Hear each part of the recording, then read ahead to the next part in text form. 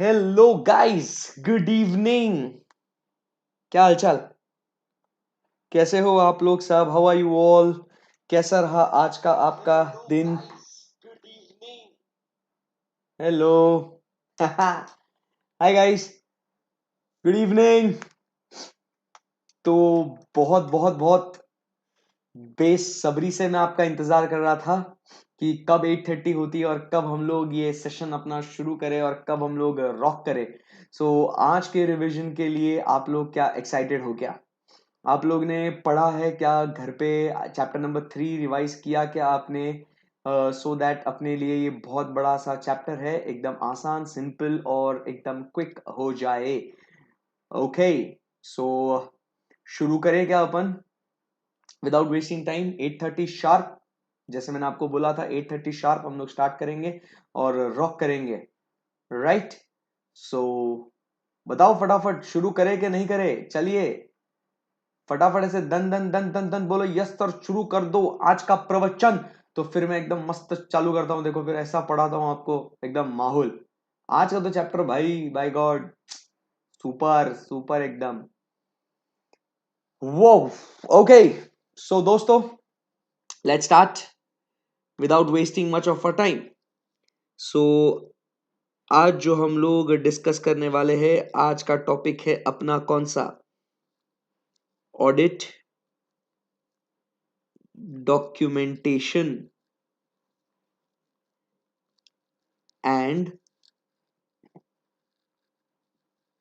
Audit evidence. ठीक है ना? सो एकदम मस्त ध्यान से फुल कंसंट्रेट करके पढ़ने का।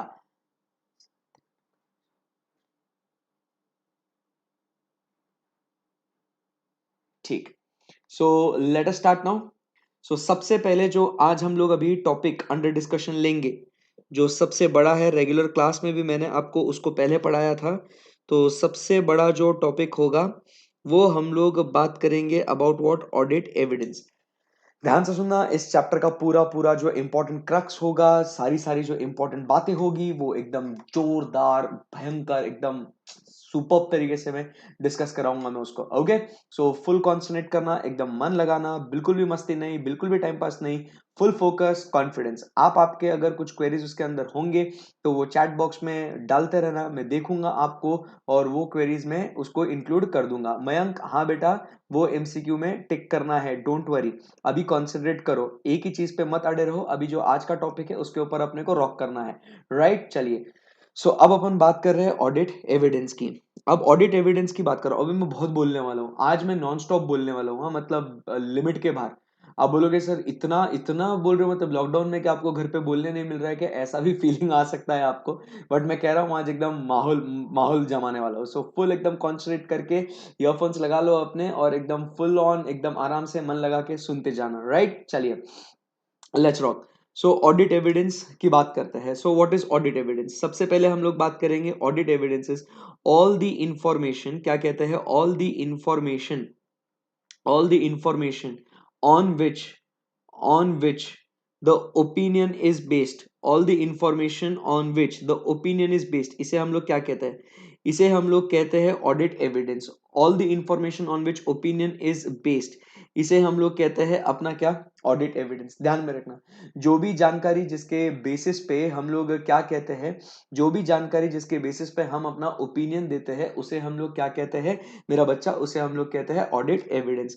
जब मैं बात करता हूं ऑडिट एविडेंस की, जब मैं बात करता हूं ऑडिट एविडेंस की, तो सर ये ऑडिट एविडेंस कैसा होना चाहिए? So as per SA number 500, मेरा जो ऑडिट एविडेंस होना चाहिए वो कैसा होना चाहिए? सो मेरा ऑडिट एविडेंस होना चाहिए सफिशिएंट एंड अप्रोप्रिएट। कैसा होना चाहिए? It should be sufficient and appropriate. तो मेरा जो ऑडिट एविडेंस होगा, मेरा जो ऑडिट एविडेंस होगा वो सफिशिएंट एंड अप्रोप्रिएट होगा। जब हम लोग बच्चों बात करते हैं सफिशिएंसी की, किसकी बात करते हैं? When we talk about sufficiency, sufficiency की जब बात करते हैं तो इसका मतलब हम लोग बात करते हैं about what is the quantity.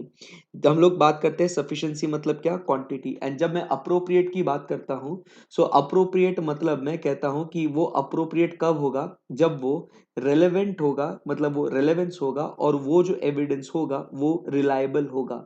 जब वो एविडेंस रेलेवेंट होगा, जब वो एविडेंस रिलायबल होगा, तब जाके हम लोग कहते हैं कि हाँ भाई वो एविडेंस जो है वो अप्रोप्रिएट है। अब मेरी बात समझने की कोशिश करिएगा।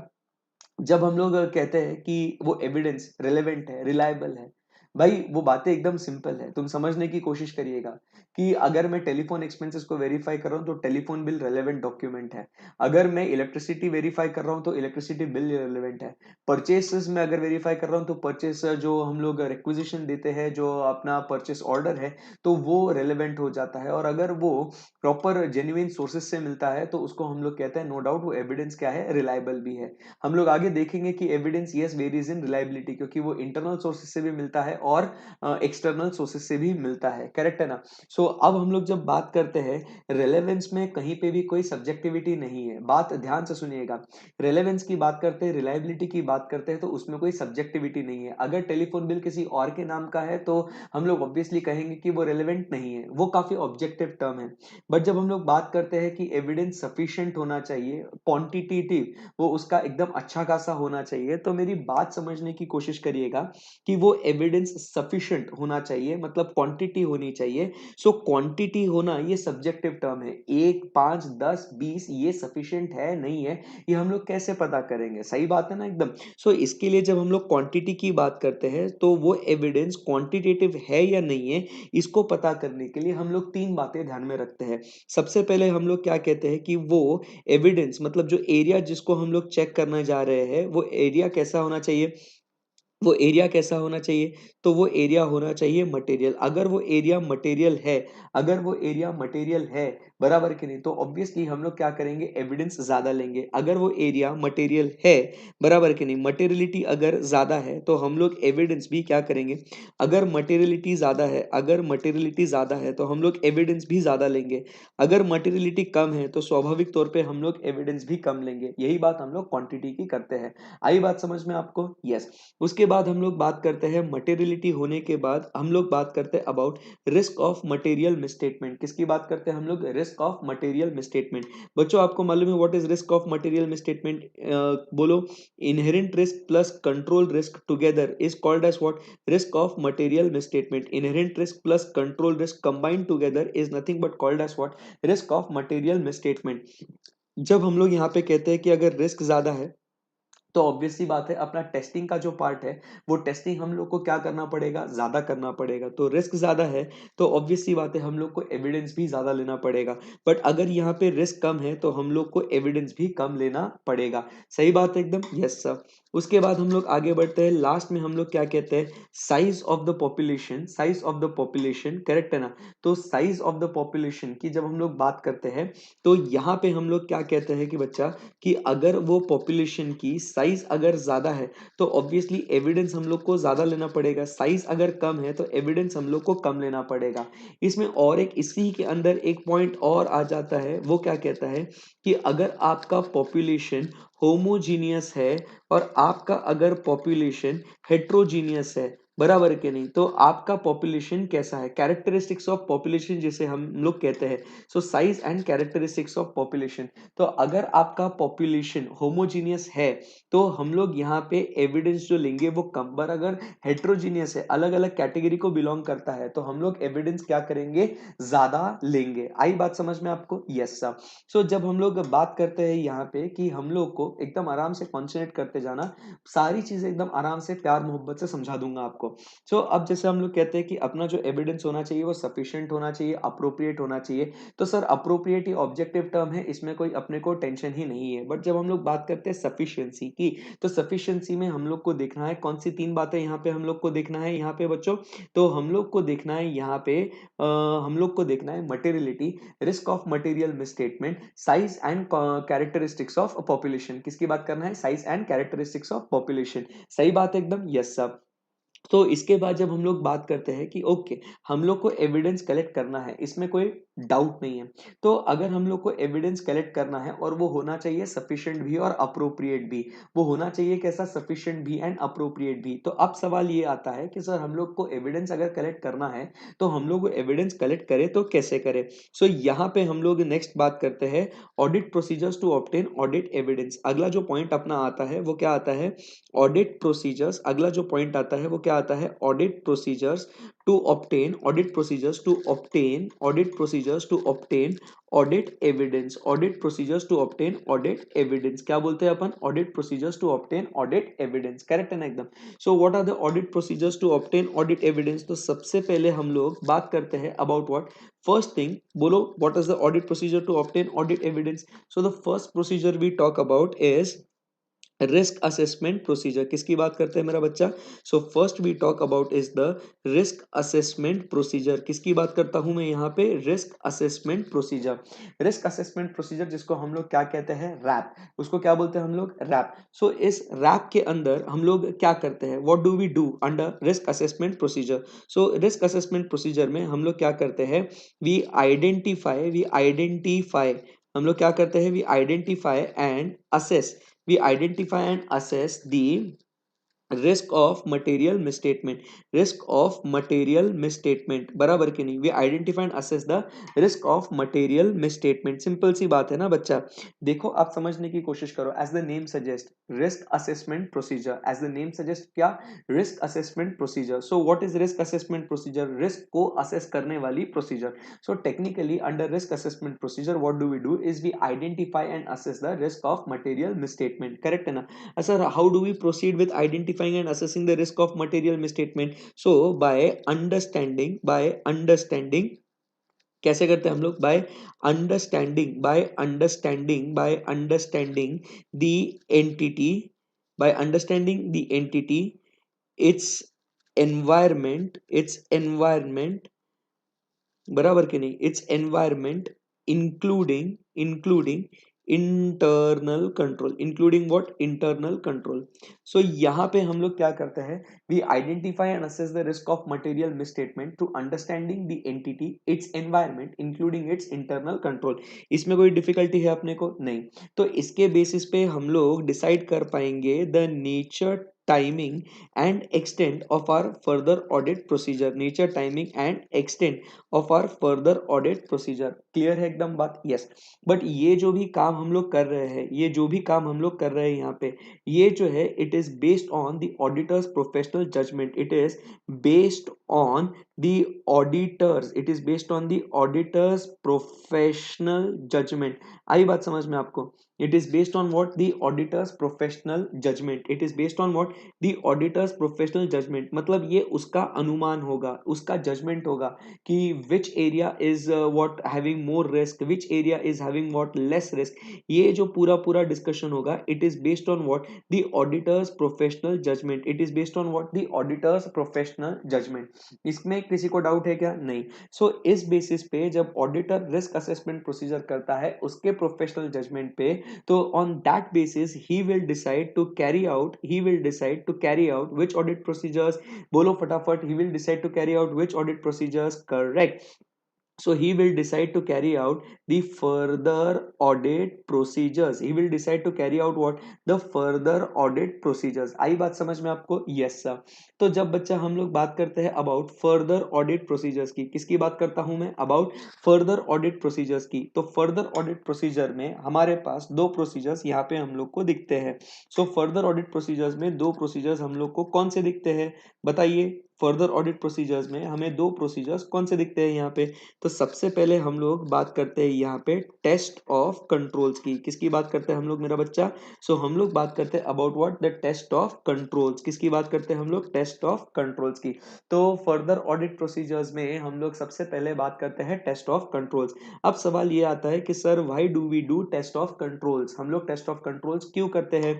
तो टेस्ट ऑफ कंट्रोल्स हम लोग करते हैं to check the operating, to check the operating effectiveness, to check the operating effectiveness of internal controls, to check the operating effectiveness of internal controls। Sir एकदम ऑब्वियस सी बात है कि नहीं। देख यार, टेस्ट ऑफ कंट्रोल्स जब हम लोग बोलते हैं, हम लोग क्या बोलते हैं? Test of controls. किसकी बात करते हैं हम लोग? टेस्ट ऑफ कंट्रोल्स की। So what do we mean by test of controls? एकदम सिंपल सी बात है भाई। टेस्ट ऑफ कंट्रोल्स हम लोग इसीलिए करते हैं ताकि हम लोग को चेक करना है कि कंट्रोल्स का ऑपरेटिंग इफेक्टिवनेस, मतलब कंट्रोल सही से अच्छे से चलते हैं या नहीं है। करेक्ट है ना एकदम? सो अब जब मुझे अगर कंट्रोल्स का ऑपरेटिंग इफेक्टिवनेस देखना है, मुझे क्या देखना है? कंट्रोल्स का ऑपरेटिंग इफेक्टिवनेस अगर मुझे देखना है तो मुझे क्या करना पड़ेगा? बच्चों, can you hear me? Everything is perfect, right? चलिए, सो कॉन्सेंट्रेट करना। सो मुझे कंट्रोल्स का अगर ऑपरेटिंग इफेक्टिवनेस देखना है तो मुझे कौन सी तीन बातें यहाँ पे मुझे देखनी पड़ेगी? सो कौन सी तीन बातें मुझे यहाँ पे कंट्रोल्स की देखनी पड़ेगी? सो मुझे देखना पड़ेगा तीन बातें। वो कौन सी होगी? सो एक हम लोग बात करते हैं अबाउट नेचर। किसकी बात करते हैं अपन? नेचर। ओके, एक सेकंड होल्ड करना बच्चों। आई गेस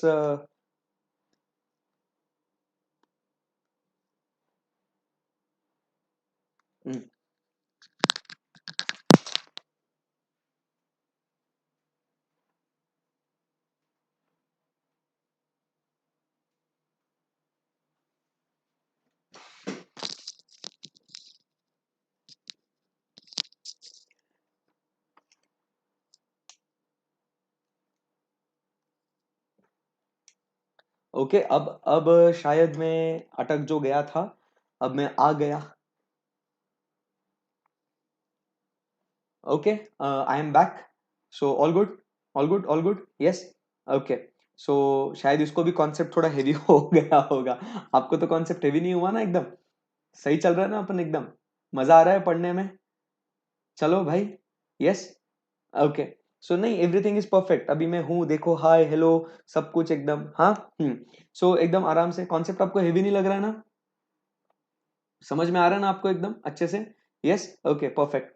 चलिए, सो हम लोग बात कर रहे थे अबाउट टेस्ट ऑफ, हम लोग बात कर रहे थे about what? Test of controls. So test of controls, जब हम लोग को कंट्रोल्स को चेक करना है तो कंट्रोल्स को चेक करने के लिए हम लोग को तीन बातें देखनी पड़ती है। एक है नेचर ऑफ द कंट्रोल्स, फिर कंट्रोल्स का टाइमिंग कि कब चेक करना है, और थर्ड हम लोग बात करते हैं कि हम लोग को वो कंट्रोल्स को कितने एक्सटेंट में देखना है, कि हम लोग को वो कंट्रोल को कितने गहराई में जाके देखना है। करेक्ट है ना? सो अब जब हम लोग कहते हैं कि nature, timing and extent of controls की बात करनी है, तो क्या मेरा बच्चा बता पाएगा कि हम लोग को नेचर ऑफ कंट्रोल्स में कौन सी तीन बातें देखनी है? बोलो एकदम अच्छे से। कुछ याद आ रहा है? रेगुलर क्लासेस की कुछ बातें हम लोग ने बोली थी। सो क्या देखना है अपने को? बोलो, how they were applied, by whom they were applied, and consistency with which they were applied। Correct है ना? तो नेचर में हम लोग को क्या देखना है? How they were applied. क्या देखना है अपने को? बोलो बच्चों, क्या देखना है अपने को? फर्स्ट पॉइंट हम लोग क्या कहते हैं? हम लोग को देखना है हाउ दे वर अप्लाइड, बराबर के नहीं, कि वो कंट्रोल्स क्या इंटेंशन से लगाए गए थे। करेक्ट है ना? Second, by whom they were applied, by whom they were applied, कि कौन लगाया था, जिसको लगाने के लिए बोला गया था, क्या वो कॉम्पिटेंट पर्सन है या नहीं है। एंड लास्ट में हम लोग क्या कहते हैं? And the consistency, and the consistency with which, and the consistency with which they were applied, consistency with which they were applied, consistency with which they were applied। ये बच्चों, जो मैं ये लिख रहा हूँ, आपको ऐसे चाहिए ना कि मैं लिख लिख के पढ़ाऊँ या सिर्फ ऐसे बोलते जाऊं? मेरे को बताओ, मैं लिख लिख के पढ़ाऊं या आपको सिर्फ ऐसे बोलते जाओ? तो मैं वो हिसाब से आपको पढ़ाता हूँ। बोलो ना सर, यू राइट और ओनली स्पीक और डू बोथ? सो ये बताओ मुझे तो एकदम अपन कैसे वैसे आगे बढ़ेंगे, कि आपको क्या एक्सपेक्टेड है? वैसे तो आप जो बोलोगे वैसा करेंगे अपन। लिख लिख के पढ़ाओ ना? Okay, okay, okay, very good, very good. So nature में हम लोग क्या देखते हैं? चलो चलो, नेचर में हम लोग को क्या समझ में आ गया यहाँ पे, कि हम लोग को देख बोलना है कि नेचर में हाउ देवर अप्लाइड, कि कंट्रोल्स को क्या सोच के उसको अप्लाई किया था, कौन लगाया था उस कंट्रोल्स को, जिसने लगाया था। करेक्ट है ना? जिसने कंट्रोल्स को लगाया था, कि क्या वो कंट्रोल लगाने वाला व्यक्ति कॉम्पिटेंट है या नहीं है। एंड लास्ट में consistency with which they were applied. सही बात है ना? ओके, फिर उसके बाद हम लोग नेक्स्ट आगे बढ़ते हैं। Next we talk about is the timing of the controls. अब हम लोग को क्या देखना है? Timing of controls. करेक्ट है ना? सो टाइमिंग ऑफ कंट्रोल्स की जब हम लोग बातें करते हैं, किसकी बात करते हैं हम लोग? टाइमिंग ऑफ कंट्रोल्स की। सो टाइमिंग ऑफ कंट्रोल्स में, टाइमिंग ऑफ कंट्रोल्स में हम लोग को क्या देखना है? ये क्या हुआ? वॉल्यूम, बढ़ाऊं? जोर से बोलूं? हेलो? हेलो? अब आवाज आ रही है बच्चों? हेलो? हेलो? ओके। सो टाइमिंग में हम लोग को क्या देखना है यहाँ पे? टाइमिंग में sound, sound check, sound check. Hello, एकदम सही है रे साउंड वगैरह तो तुम्हारा डिवाइस का वॉल्यूम बढ़ाओ ना यार। चलो। सो टाइमिंग की जब हम लोग बात करते हैं तो हमें टाइमिंग में क्या देखना है मेरा बच्चा? टाइमिंग में हम लोग को क्या देखना है? बोलो फटाफट, टाइमिंग में हम लोग क्या देखेंगे? सो टाइमिंग में हम लोग देखेंगे पर्टिकुलर पॉइंट ऑफ टाइम। क्या वो हम लोग को सिर्फ एक किसी particular point of time, particular point of time पे देखना है, पर्टिकुलर पॉइंट ऑफ टाइम पे देखना है, या हम लोग को वो थ्रू आउट द पीरियड देखना है? क्या हम लोग को वो थ्रू आउट द पीरियड देखना है? Through out the period, through out the period, through out the period. सही बात है ना? एकदम आराम से ध्यान से सुनना। पर्टिकुलर पॉइंट ऑफ टाइम मतलब जैसे हम लोग स्टॉक ऑडिट करते हैं, करेक्ट है ना? तो स्टॉक ऑडिट जब करते हैं तो वो कंट्रोल्स जो है हम लोग को उस पर्टिकुलर पॉइंट ऑफ क्वार्टरली देखना है, या कुछ चीजें होती है कि किसी कैश के ऊपर का कंट्रोल है, हम लोग को चाहिए कि कैश के ऊपर का कंट्रोल थ्रू आउट चाहिए। हम लोग को कैश के ऊपर का कंट्रोल कैसा चाहिए? हम लोग को थ्रू आउट चाहिए। सही बात है ना? सो हम लोग को यहाँ पे क्या देखना है कि the timing of the control, the timing of the control वो कैसा होना चाहिए? वो टाइमिंग ऑफ द कंट्रोल होना चाहिए पर्टिकुलर पॉइंट ऑफ टाइम और थ्रू आउट द पीरियड। वो कैसा होना चाहिए? यहां तक बात है? यस।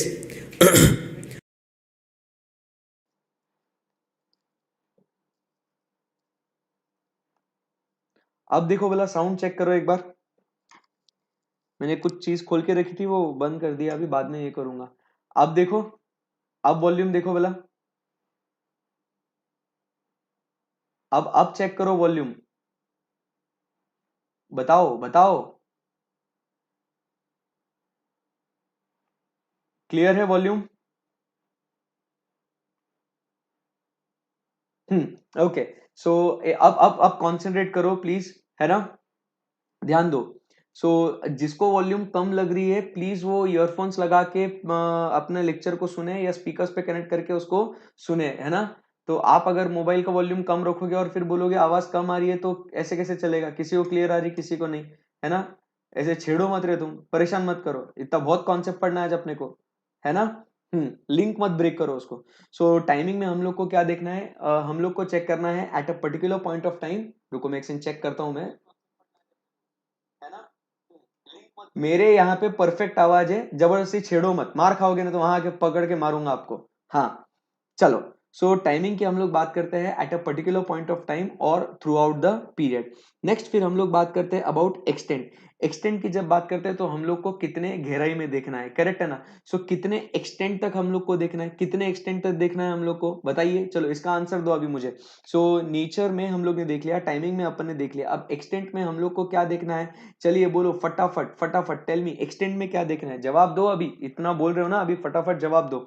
So nature में how they were applied, by whom they were applied, and consistency with which they were applied. Timing में particular point of time और throughout the period. and extent में हम लोग को क्या देखना है? आपका फेवरेट, वो क्या देखना है अपने को?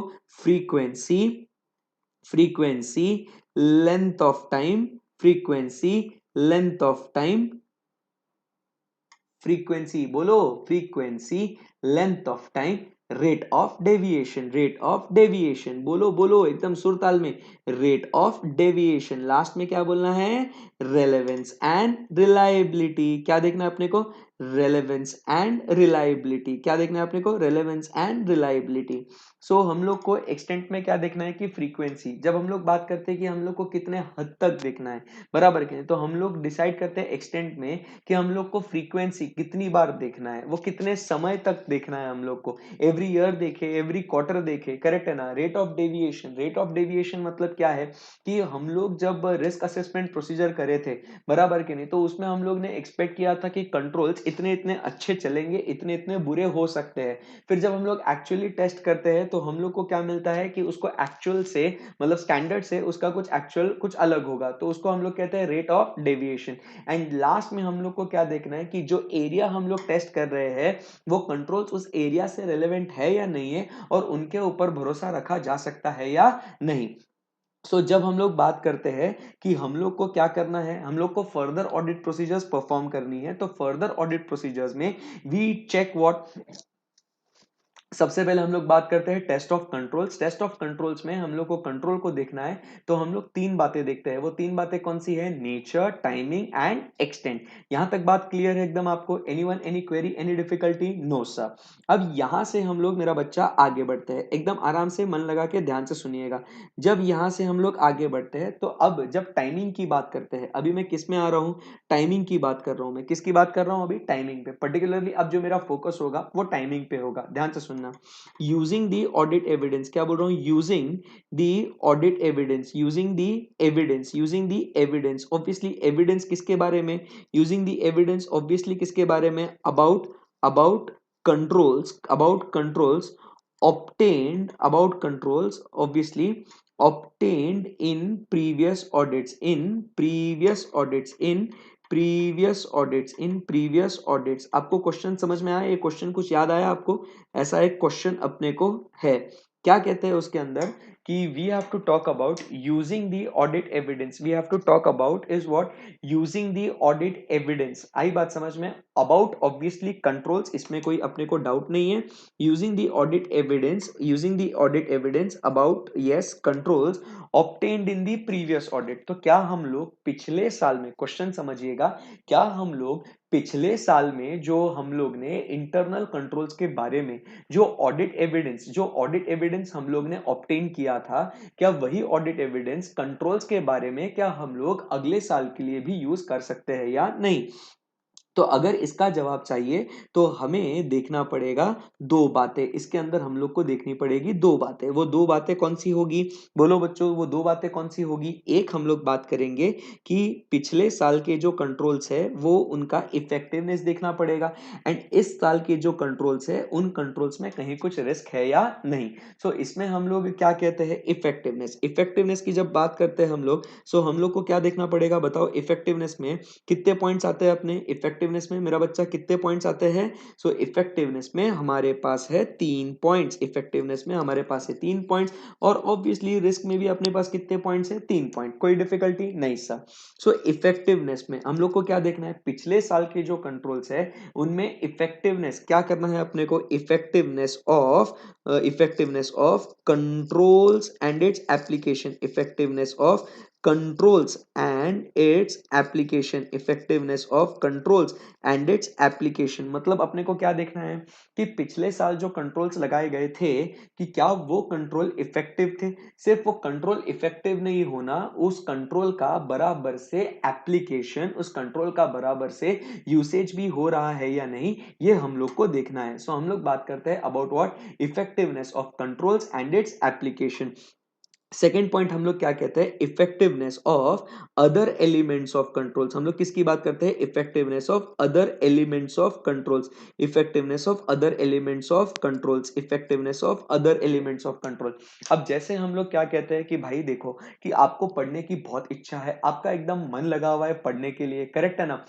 अब यहाँ पे आपको क्या लगता है कि पढ़ने का तो मन है, आपने फोन वोन सब बंद कर लिया, सब कुछ हो गया, बट अब क्या हो गया कि जैसे यार आपके दोस्त नेटफ्लिक्स एंड चिल कर रहे हैं, अमेजोन पे मूवीज देख रहे हैं, मूवीज डाउनलोड करके देख रहे हैं, तो आपका कंट्रोल कहीं ना कहीं क्या हो गया? वो लूज हो गया। आप कहीं ना कहीं आप क्या हो गए? इमोशनल हो गए। तो ऐसे बहुत सारे एनवायरमेंट जिसे हम लोग कहते हैं, वो एनवायरमेंट भी आपके कंट्रोल्स को अफेक्ट कर सकता है। जैसे मैनेजमेंट उन कंट्रोल्स को सही में फॉलो करता है या नहीं करता है, करेक्ट है ना? जैसे हम लोग मैनेजमेंट या कंट्रोल फॉलो करता है कि नहीं करता, ये देखते हैं। तो इससे हम लोग क्या देखना है कि अगर हम लोग को पिछले साल के कंट्रोल्स हम लोग को यूज करने हैं या नहीं करने हैं, हमें देखना है कि पिछले साल वो अदर एलिमेंट्स जो थे क्या वो कंट्रोल्स को अफेक्ट कर रहे हैं या नहीं कर रहे हैं, और वो अगर कर रहे हैं तो वो अपन यूज नहीं कर सकते। सही बात है। तो हम लोग बात करते हैं effectiveness of other elements of controls, and साथ ही साथ हम लोग किसकी बात करते हैं? Effectiveness of IT controls. किसकी बात करते हैं? आपके आईटी कंट्रोल्स की। जो आपके इंफॉर्मेशन टेक्नोलॉजी वाले कंट्रोल्स होने चाहिए वो भी आपके एकदम सुपर सेक्सी होने चाहिए। करेक्ट एकदम? Yes sir. हम लोग क्या कहते हैं? इफेक्टिवनेस की तीन बातें हैं। बताइए कौन सी ये तीन बातें यहाँ पे? अगर हम लोग को पिछले साल के कंट्रोल्स के जो हम लोग ने कंक्लूजन लिए गए थे पिछले साल के कंट्रोल्स के, जो कंक्लूजन्स हमने लिए थे, क्या वही कंक्लूजन के बेसिस पे हम लोग अपना अगले साल का ऑडिट करें या नहीं करें? तो वो अगर बातें हम लोग को ध्यान में रखनी है तो हम लोग को क्या क्या चीजें फोकस करनी है? Point number 1, effectiveness of first controls and its application, effectiveness of other elements of control, जिसमें आपको मैं लिख देता हूं for example effectiveness of other elements में क्या आ जाएगा? Environment of the controls, correct है ना एकदम? एंड लास्ट में effectiveness of IT controls, effectiveness of what? IT controls, correct है। अब हम लोग बात करते हैं किसके बारे में? रिस्क, बराबर कि नहीं? रिस्क में हम लोग क्या बोलेंगे? रिस्क क्या होगा यहाँ पे? risk based on what? The characteristics of control, risk based on what? The characteristics of control। अब जब हम लोग कहते हैं कि risk based on what? The characteristics of control, तो characteristics of control में क्या होता है कि whether control is what? manual control है या whether the control is automated control। अब तुम समझो बात को। अब पिछले साल के कंट्रोल्स एकदम इफेक्टिव थे, इसमें कोई डाउट नहीं है, बट अब क्या होता है यहाँ पे? अब यहाँ पे क्या होता है, तुम समझने की कोशिश करो। There is characteristics of control के वजह से भी एक रिस्क आ सकता है। अब जैसे हम लोग एग्जाम्पल लेते हैं यहाँ पे, एग्जाम्पल लेते हैं हम लोग यहाँ पे एम्प्लॉयज का अटेंडेंस का, एम्प्लॉयज का अटेंडेंस का। अगर तुम समझने की कोशिश करो एम्प्लॉयज के अटेंडेंस की, जब हम लोग बात करते हैं तो जब एक इंसान जब अटेंडेंस लेता है ना, वो एम्प्लॉय का अटेंडेंस जब एक इंसान लेता है तो उसने फर्स्ट ईयर में एकदम सुपर्ब तरीके से उसने अटेंडेंस ले लिया, बॉस खुश हो गया, ऑडिटर खुश हो गया कि माँ कसम क्या अटेंडेंस लिया है करके, करेक्ट है ना एकदम? बट अब मुझे एक बात बताओ, क्या आप गारंटी दे सकते हो क्या कि नेक्स्ट ईयर भी वो सेम उसी टाइप से क्या कर सकता है? अटेंडेंस लेगा? नहीं। क्यों नहीं? क्योंकि सर ये मैनुअल कंट्रोल है। क्यों नहीं आप गारंटी ले सकते? क्योंकि सर ये कैसा कंट्रोल है? मैनुअल कंट्रोल है। आई बात समझ में आपको? बट अगर आप मुझे बताओ ये ऑटोमेटेड कंट्रोल होता तो क्या होता? जैसे उसने लास्ट ईयर परफॉर्म किया है वो अगले साल भी वैसे ही परफॉर्म करेगा सर, इसमें हमें कोई भी डाउट नहीं है, कोई भी संदेह नहीं है। आई बात समझ में आपको? यस। तो हम लोग को देखना है risk because of what? The characteristics of control, risk because of what? The characteristics of control. Clear है एकदम? यस। तो अब हम लोग उसके बाद आगे बढ़ते हैं। सेकंड पॉइंट अपना क्या कहता है? Risk because of characteristics of control के बाद हम लोग बात करते हैं नेक्स्ट पॉइंट जो अपना आता है, वो नेक्स्ट पॉइंट कौन सा है? Risk of what? Lack of change. क्या कहते हैं हम लोग? Risk of what? Lack of change due to changing circumstances, risk of what? Lack of change, lack of change due to changing circumstances, due to changing circumstances, due to changing circumstances, due to changing circumstances। अब क्या होता है, समय के साथ साथ अपने को क्या करना पड़ेगा? चेंजेस भी तो करने पड़ेंगे ना। लास्ट ईयर जैसे सर्कमस्टेंसेस थे और इस साल जैसे सर्कमस्टेंसेस है, वो चीजों में जमीन आसमान का फर्क हो सकता है, करेक्ट है ना? तो लास्ट ईयर जो कंट्रोल्स अच्छे हैं, बट अब उन कंट्रोल्स को ब्रेक करने के लिए नए वायरसेस, नए हैक्स आ गए हैं, तो ऑब्वियसली आपको अपग्रेड करना पड़ेगा। क्योंकि अब लास्ट ईयर वो वायरस नहीं थे, इसके लिए लास्ट ईयर वो कंट्रोल्स इफेक्टिव थे, बट इस साल वो वायरस आ गए, इसके वजह से अब वो कंट्रोल्स क्या हो जाएंगे? इनइफेक्टिव हो जाएंगे। सही बात है ना एकदम?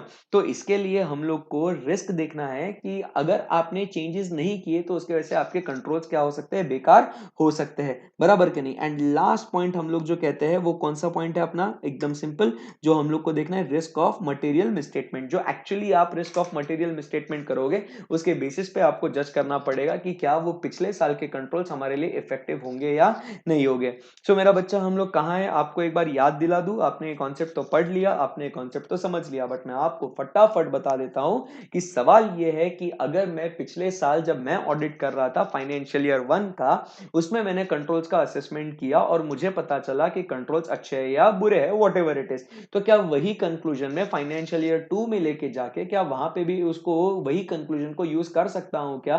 तो आंसर हो सकता है यस भी या नो भी, बट वो डिपेंड करता है इन 6 पॉइंट्स के ऊपर: effectiveness of controls and its application, effectiveness of other elements of controls, effectiveness of IT controls. Risk की जब बात करते हैं तो उसके अंदर हम लोग को देखना है risk of what? Characteristics of controls, risk of lack of change and risk of material misstatement. आई बात समझ में आपको? यस। तो ये बात हो गई अपनी किसके बारे में मेरा बच्चा? सो ये बात हो गई अपनी टेस्ट ऑफ कंट्रोल्स के बारे में। सो टेस्ट ऑफ कंट्रोल्स अपना खत्म होने के बाद हम लोग यहां से आगे बढ़ते हैं। अब मुझे बताइए कि अपना फर्दर ऑडिट प्रोसीजर्स में आगे हम लोग किसके बारे में बात करते हैं? अब अपने टेस्ट ऑफ कंट्रोल्स के बाद कौन सी प्रोसीजर आएगी? चलिए फटाफट फटाफट बताइए। टेस्ट ऑफ कंट्रोल्स के बाद यहाँ पे हम लोग को कौन सा प्रोसीजर लिखना है? फटाफट फटाफट बताइए। टेस्ट ऑफ कंट्रोल्स के बाद हम लोग को सेकंड प्रोसीजर कौन सा लिखना है? यहाँ पे बताइए। फर्दर ऑडिट प्रोसीजर्स में एक है टेस्ट ऑफ कंट्रोल्स, फिर उसके बाद हम लोग किसकी बात करते हैं? Very good. अब हम लोग बात करते हैं यहाँ पे टेस्ट ऑफ डिटेल्स। हम लोग किसके बारे में बात करते हैं यहाँ पे अभी? टेस्ट ऑफ डिटेल्स की। टेस्ट ऑफ डिटेल्स में हम लोग को क्या करना है? एक पर्टिकुलर ट्रांजैक्शन जो है हम लोग को उसे डिटेल में चेक करना है। अब तुम समझो यहाँ पे टेस्ट ऑफ कंट्रोल्स की जब हम लोग बात करते हैं, एज द नेम सजेस्ट, हम लोग इसको किसको देखते हैं यहाँ पे? टेस्ट ऑफ कंट्रोल्स में हम लोग यहाँ पे कंट्रोल्स को देखते हैं, बराबर के नहीं? कंट्रोल्स को देखते हैं। और यहाँ पे टेस्ट ऑफ डिटेल्स में हम लोग यहाँ पे ट्रांजैक्शंस को डिटेल में देखते हैं based on the assessment of controls what we do. Correct है ना? सो टेस्ट ऑफ डिटेल्स के अंदर अब इसके भी सब पार्ट्स है मेरा बच्चा, इसके अंदर भी सब पार्ट्स है। सो कौन से आते हैं टेस्ट ऑफ डिटेल्स के अंदर? सब पार्ट्स कौन से? चलो फटाफट बताइए। सो सबसे पहले हम लोग बात करते हैं अबाउट व्हाट? बोलिए फटाफट, बोलिए बोलिए बोलिए फटाफट। अरे कुछ आपको समझ में आ रहा है क्या? अब भूल गए क्या सारी बातें? ये देखिए, ये हम लोग कहाँ हैं वो? ये उल्टा बोला आपने। यहाँ पे आएगा अपना, यहाँ पे आएगा अपना सब्सटैंटिव प्रोसीजर, यहाँ पे आएगा सब्सटैंटिव प्रोसीजर, बराबर के नहीं? Substantive procedures. और यहाँ पे आएगा अपना टेस्ट ऑफ डिटेल्स। कंफ्यूज कर दिया आपने कमेंट बॉक्स में, मैंने पढ़ा तो मैंने आप पे भरोसा किया, है ना? गलत बोलते हो, ठीक है ना? सो यहाँ पे आता है test of details. Test of details, test of details के बाद यहाँ पे हम लोग बात करते हैं about which procedures? Analytical procedures. Analytical procedures, कौन सी प्रोसीजर्स की बात करते हैं हम लोग यहाँ पे? Analytical procedures. ओके। सो हम लोग सब्सटैंटिव प्रोसीजर्स में, टेस्ट ऑफ डिटेल्स में हम लोग क्या करते हैं? ट्रांजैक्शंस को इन डिटेल चेक करते हैं। एकदम आराम से ध्यान से सुनिएगा। हम लोग टेस्ट ऑफ डिटेल्स में हम लोग क्या करते हैं? हम लोग ट्रांजैक्शंस को डिटेल में चेक करते हैं। डिटेल में मतलब स्टार्ट टू एंड सारी बातें हम लोग चेक करते हैं, उसे हम लोग क्या कहते हैं? Test of details. तो सर जब मैं टेस्ट ऑफ डिटेल्स करता हूं तो मैं क्या करता हूं? I check all the assertions. मैं क्या चेक करता हूं? I check all the assertions. अब असर्शंस मतलब क्या होता है? अब आप समझने की कोशिश कीजिएगा एकदम आराम से। तो अब हम लोग बात कर रहे हैं about what? Assertions. Test of details में अब तुम समझने की कोशिश कीजिएगा कि मैं यहाँ पे डिटेल में सारे असर्शंस चेक करता हूं। अब सारे असर्शंस को चेक करता हूं मतलब मैं क्या करता हूं? सारे असर्शंस को चेक करता हूं मतलब मैं क्या करता हूं? एकदम आराम से ध्यान से मन लगा के सुनिएगा, है ना? पहले तो मैं आपको समझाता हूं what is the meaning of the term assertion. assertion मतलब whatever you assert, whatever you speak, whatever the judgment you derive by looking at a particular item is called as what? Assertion। एकदम simple plain language में बता रहा हूं what is assertion। जैसे हम लोग यहाँ पे ये एग्जाम्पल, ये लिखना मत, बराबर कि नहीं? ये मैं इरेज करने वाला हूं। फॉर एग्जाम्पल जब मैं यहाँ पे प्लांट एंड मशीनरी देखता हूं, प्लांट एंड मशीनरी में यहाँ पे देखता हूं फाइनेंशियल स्टेटमेंट्स में, what do I see? I see that there is what? Plant and machinery. तो इस प्लांट एंड मशीनरी को देख के आप क्या क्या बोलोगे? आप क्या क्या जजमेंट लगाओगे? बराबर के नहीं? आप क्या क्या मतलब आप क्या क्या इंटरप्रिटेशन लगाओगे? करेक्ट है ना? सो आप क्या बोलोगे कि ये जो प्लांट एंड मशीनरी है ये कंपनी क्या मतलब ownership is of what? Company. Company इसका मालिक है, इसकी वैल्यू ये है, इसको हम लोग एक्चुअली यूज कर रहे हैं। करेक्ट है ना? तो ये इसमें कहीं पे भी ये लोन या वगैरह कुछ ऐसा नहीं है इसके ऊपर। तो आप कुछ कुछ क्या करोगे? अलग अलग जजमेंट्स आप निकालोगे, बराबर के नहीं? तो इसे हम लोग क्या कहते हैं? इन्हीं बातों को हम लोग क्या कहते हैं? इन्हीं बातों को हम लोग कहते हैं these are called as what? The assertions। So these assertions are basically what? These assertions are basically what? The judgments made by managements। judgments made by management। assertions मतलब क्या होता है मेरा बच्चा? assertions मतलब वो बातें होती है which is the judgments which is made by the management। judgments which is made by the management। कौन करता है इसको? मैनेजमेंट इसको जजमेंट करता है और उन बातों को ऑडिटर वेरीफाई करता है कि ओनरशिप, अच्छा ओनरशिप तो मैनेजमेंट का ये जजमेंट है कि ये ओनरशिप है करके, तो ऑडिटर एक्चुअल में जाके इन डिटेल चेक करेगा कि सही में वो ओनरशिप मैनेजमेंट का है या नहीं है। आई बिलीव आपको समझ में आ गया होगा। In short what is the meaning of the term assertion, correct है ना एकदम? Yes sir. सो कौन से असर्शंस को हम लोग देखेंगे? चलिए बच्चों फटाफट चालू हो जाओ, मुझे बताइए कौन से असर्शंस को हम लोग देखते हैं। सो अपन ने इसको रेगुलर क्लासेस में पढ़ा हुआ है एकदम डिटेल में। सो कौन से असर्शंस को देखते हैं हम लोग? मेमोरी टेक्निक क्या बनाया था इसको अपन ने? Crop, measurement, existence, valuation. आई बात समझ में? Crop, measurement, existence, valuation. मतलब हम लोग सबसे पहले क्या देखेंगे? हम लोग देखेंगे कंप्लीटनेस, बराबर के नहीं? फिर उसके बाद हम लोग देखेंगे राइट्स एंड ऑब्लिगेशन। क्या देखेंगे हम लोग? Rights and obligations. फिर उसके बाद हम लोग देखेंगे ऑकरेंस की whether it pertains to the entity. फिर उसके बाद हम लोग क्या देखेंगे? Presentation, how it is presented in the financial statements, बराबर कि नहीं? प्रेजेंटेशन। फिर उसके बाद हम लोग क्या देखेंगे? क्रॉप। फिर ये होने के बाद हम लोग को देखना है मेजरमेंट, कि वो करेक्ट पीरियड में रिकॉर्ड हुआ है या नहीं, मेजरमेंट। फिर उसके बाद हम लोग क्या देखते हैं? एग्जिस्टेंस, कि वो उस दिन उस समय एज ऑन 31 मार्च वो मौजूद है या नहीं। एंड लास्ट में हम लोग क्या देखते हैं? वैल्यूएशन। लास्ट में क्या देखते हैं हम लोग? वैल्यूएशन। तो ये सारे सारे असर्शंस हम लोग को देखना है। First thing what you have to remember is that, आप समझने की कोशिश कीजिएगा, आराम से ध्यान से मन लगा के आप समझने की कोशिश कीजिएगा कि completeness, rights, obligation, occurrence, presentation, ये सारे असर्शंस जो हम लोग बात कर रहे हैं, ये सारे असर्शंस आप समझने की कोशिश कीजिएगा। ये सारे आइटम्स को सुटेबल नहीं होते। इनकम एक्सपेंडिचर आइटम्स को अलग अलग सुटेबल होते हैं, एसेट लाइबिलिटीज के जो असर्शंस है उसको अलग अलग जगह सूट करते हैं, करेक्ट है ना एकदम? सो ये सारे चीजें जब मैं चेक करता हूं, इसे हम लोग क्या कहते हैं? इसे हम लोग क्या कहते हैं बच्चा? इसे हम लोग कहते हैं टेस्ट ऑफ डिटेल्स। अब फिर हम लोग यहाँ पे एनालिटिकल प्रोसीजर्स की बात करते हैं, तो यहाँ पे हम लोग यूज करते हैं एसे नंबर 520, जो आपका अलग से चैप्टर है और वो अलग से हम लोग एसेज में डिस्कस करते ही है, करेक्ट है ना? तो ये आपका अलग से चैप्टर भी है और ये हम लोग इसको अलग से डिस्कस भी करते हैं। That is what is SA number 520 for you. So ये अपनी मजाक मजाक में, आह हा, वाह यार सर, मस्त दिख रहा है क्या स्क्रीन पे? बच्चों क्या हुआ आपको? अर्थक्वेक आया है दिल्ली में? ओहो। सो जो भी मेरे दिल्ली का बच्चा है, आई होप सब लोग सेफ होंगे। ध्यान रखिए बच्चों अपना। So we have to continue with this lecture ना? पढ़ना तो है अपने को। जो दिल्ली में है अभी तो वो सेफ जगह पहुंच जाओ।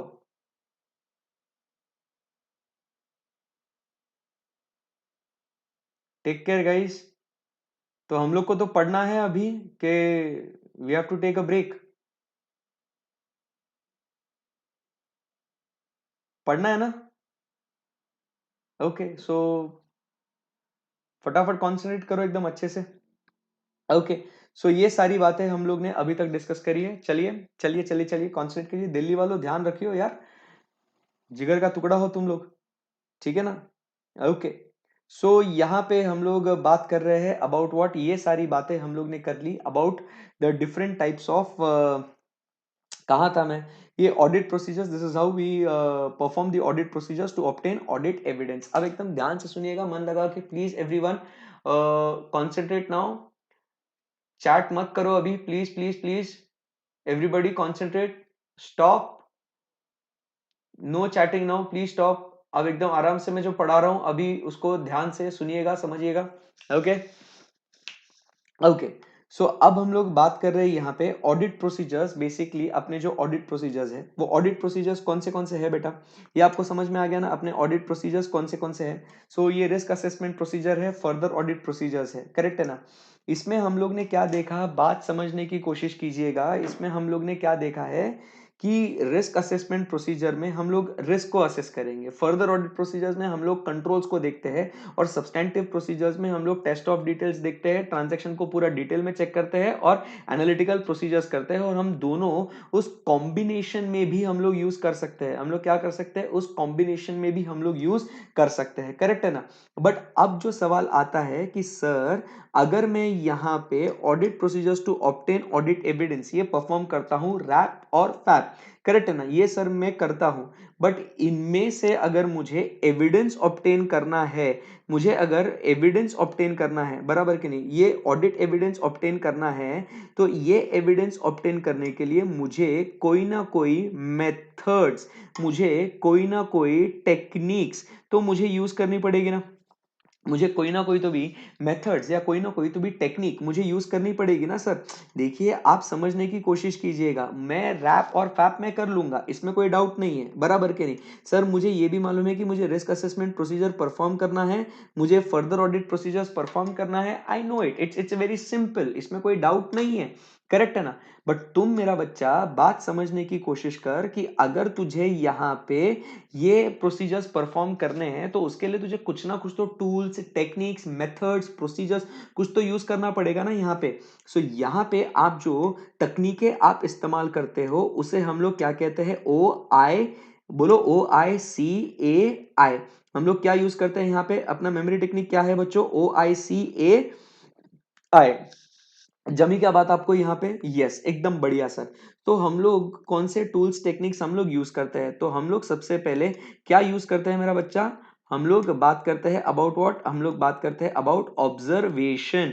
हम लोग किसकी बात करते हैं, about observation. What is observation, looking at a process, looking at a process which is being performed by others is called as what, observation. We talk about is inspection, किसकी बात करते हैं हम लोग, inspection is checking of what, the documents और the records.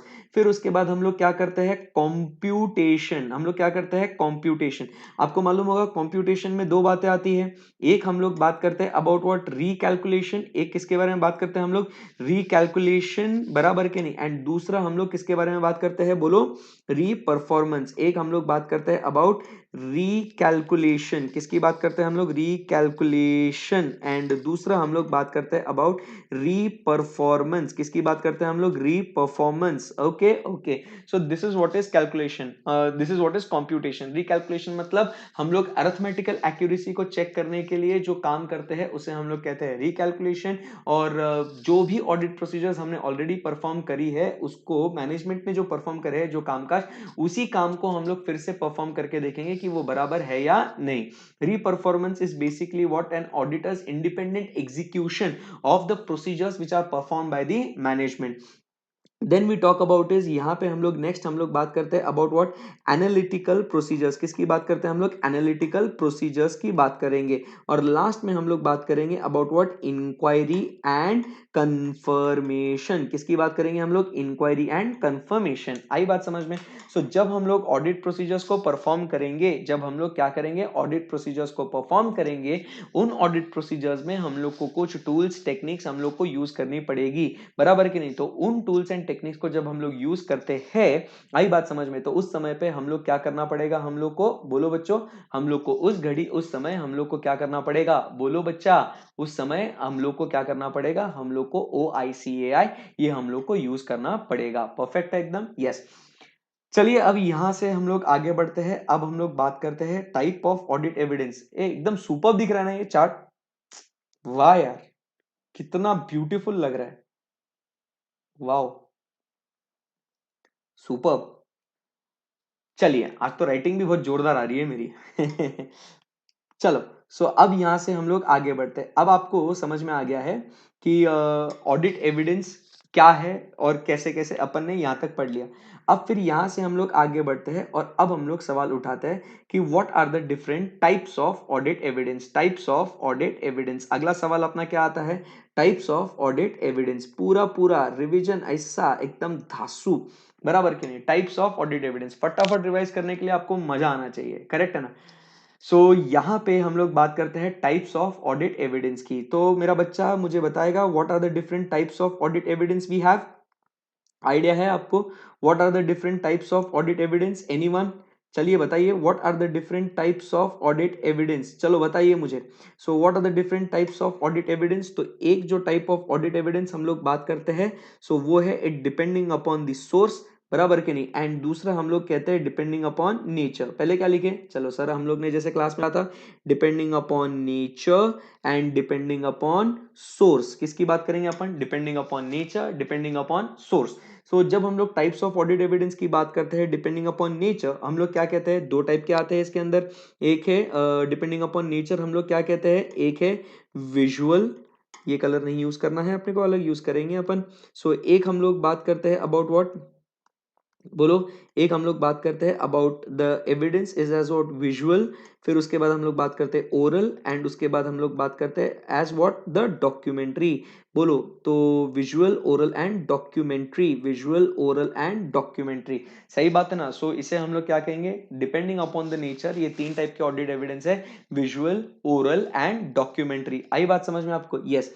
जब हम लोग बात करते हैं सोर्स की, तो सोर्स में ऑब्वियसली कौन से दो एविडेंस आते हैं, एक है इंटरनल एंड दूसरा हम लोग बात करते हैं as what is the external, from the sources inside the organisation, with in the organisation and from the sources outside the organisation. So ये different types of audit evidence होता है, करेक्ट है ना। अब उसके बाद हम लोग आगे बढ़ते हैं और फिर हम लोग कहते हैं कि रिलायबिलिटी क्राइटेरिया, किसकी बात करेंगे अभी अपन, reliability criteria. Evidence varies in reliability, आप समझने की कोशिश कीजिएगा।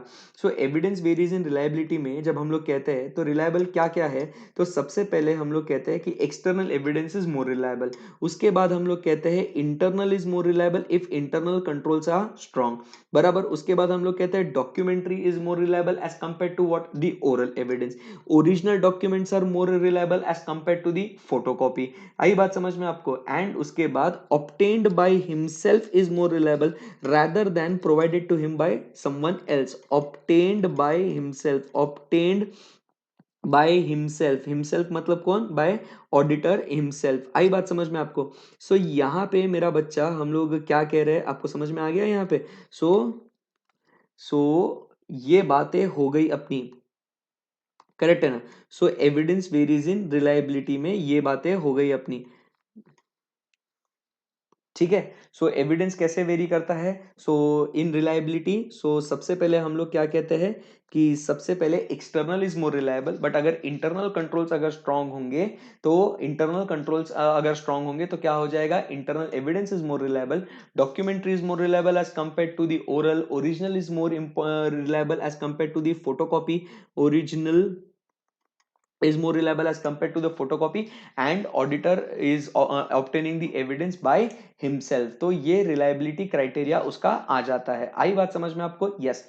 सो ये अपना यहां तक समरी हो गया है ऑडिट एविडेंस का पूरा, जो बेसिक बेसिक जो पार्ट है वो हम लोग ने देख लिया, करेक्ट है ना। इसके अंदर एक क्वेश्चन आता है ऑब्जर्वेशंस अबाउट ऑडिट एविडेंस, वो आप पढ़ लेना, वो एकदम ही सिंपल सा क्वेश्चन है, इसमें कोई डाउट नहीं है। सो ये मेरा बच्चा, अभी तक अपन ने इतना ये बेसिक बेसिक चीजें हम लोग ने डिस्कस करी है, क्या आपको ये समझ में आया क्या, इजी है एकदम ये, राइट, परफेक्ट एकदम, यस, वेरी गुड।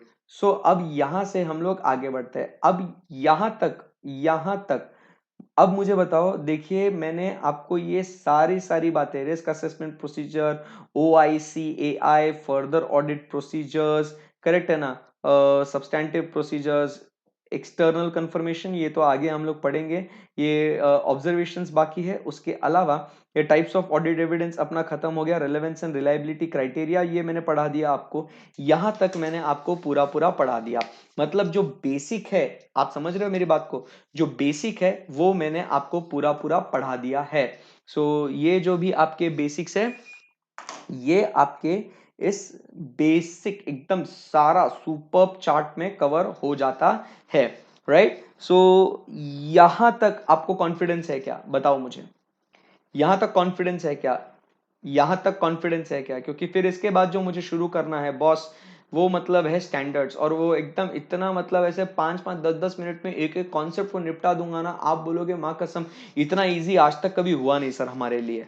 बराबर कि नहीं? सारी क्लासेस की बातें आपको याद आ जाएगी, जिन्होंने क्लासेस नहीं करी है मेरे से उन्हें भी वो उनके क्लासेस की बातें याद आ जाएगी, और जो सेल्फ स्टडी कर रहे हैं तो भैया उनके लिए आगे पढ़ने के लिए बहुत आसानी हो जाएगी। तो अपने को सबको साथ में लेके चलना है, एकदम माहौल जमाना है, बस अपना इंटेंशन एक ही है कि सब लोग बहुत आगे बढ़े, बराबर कि नहीं? नाम रोशन करे अपना, राइट? ओके, सो भाई यहां तक अगर कॉन्फिडेंस बैठा है आपको, तो मुझे दनादन लाइक चाहिए वहां पे, तो फिर मैं आगे बढ़ेगा, क्योंकि मेरे को तो भैया यहाँ पे जब मैं physical face to face class पढ़ाता हूँ तो बच्चा लेक्चर के बाद आके बोलता है सर एकदम जोरदार पढ़ाया, सर माहौल एकदम, सर कॉन्सेप्ट बॉडी के अंदर चला गया, तो वो फील होता है। अब यहाँ पे आप तो ऐसे आके बोलोगे नहीं मेरे को, क्योंकि अपन फेस टू फेस थोड़ी है ना, तो ये मुझे पता कैसे चलेगा कि आपको जमा है ये 100% एकदम माहौल बना है। तो भैया वो लाइक का बटन है, इसका kill that like button, so that my confidence goes up, I will give you more confidence. तुम मुझे कॉन्फिडेंस दो, मैं तुम्हें और कॉन्फिडेंस दूंगा। सर कुछ भी बोल रहे हो आप, पढ़ाओ।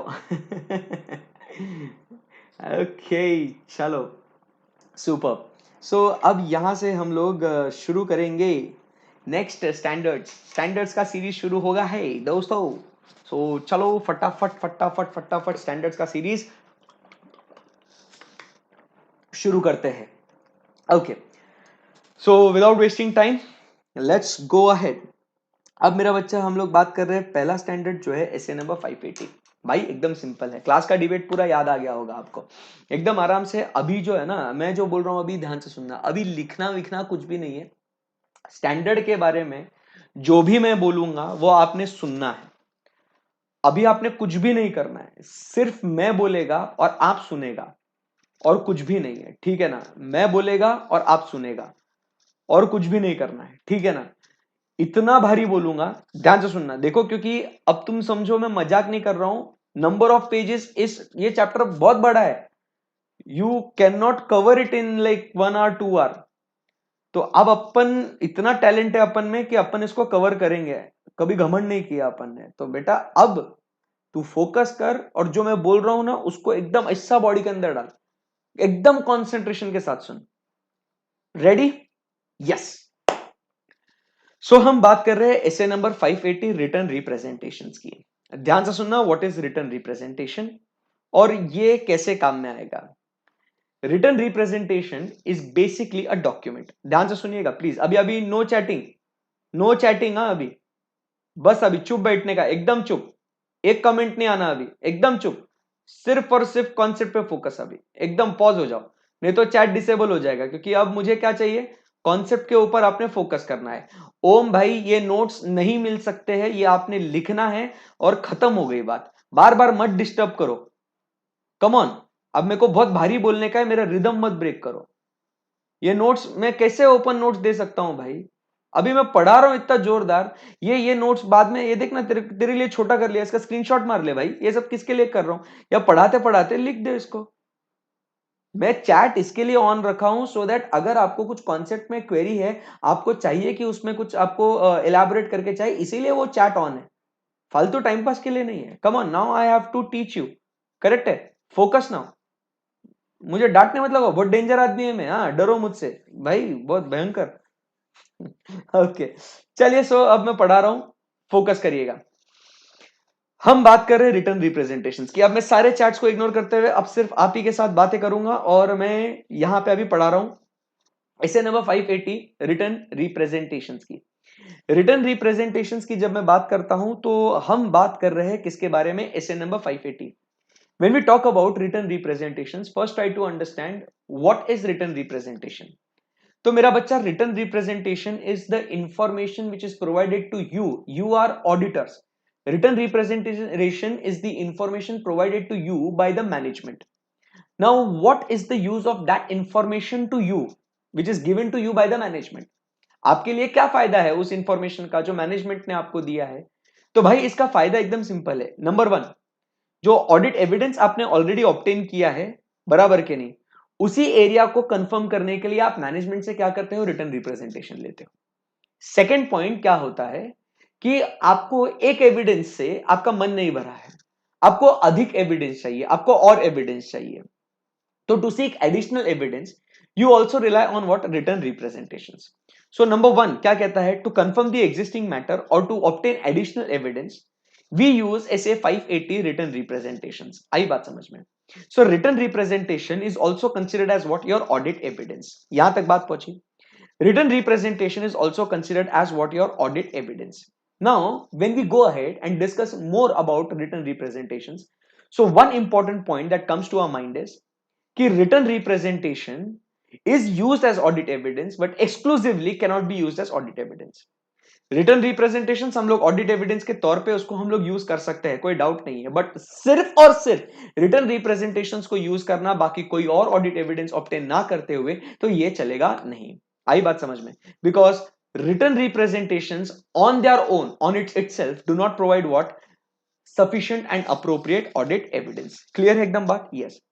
रिटर्न रिप्रेजेंटेशंस की जब हम लोग बात करते हैं तो सर रिटर्न रिप्रेजेंटेशंस लेना किससे? रिटर्न रिप्रेजेंटेशन लेना है मैनेजमेंट से, और मैनेजमेंट में वो लोग जो इन्वॉल्व है फाइनेंशियल स्टेटमेंट्स को बनाने के लिए या जिनको नॉलेज है। आई बात समझ में?